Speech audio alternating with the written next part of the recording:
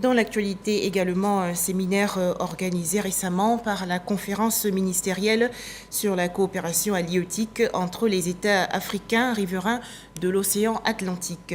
Objectif, rehausser la participation de l'Afrique sur le marché régional et international. Les explications détaillées de Dangui.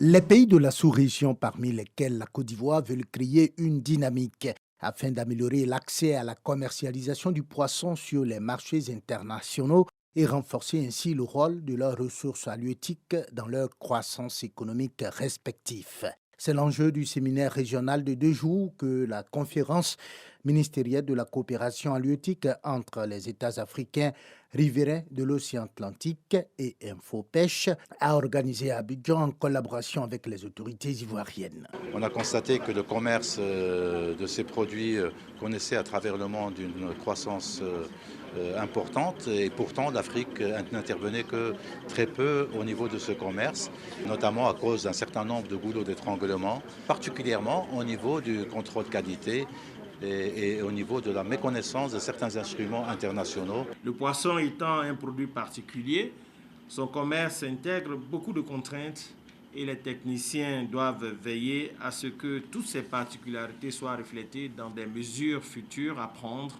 en vue de faciliter le commerce intra-africain. Il faut avoir la capacité de répondre à de nombreuses exigences, notamment se conformer aux mesures non tarifaires portant sur la protection des consommateurs et de l'environnement pour pouvoir accéder au marché lucratif. La participation de l'Afrique à ce commerce ne représente qu'un peu plus de 4,6% de la valeur totale des échanges globaux, selon Infopêche.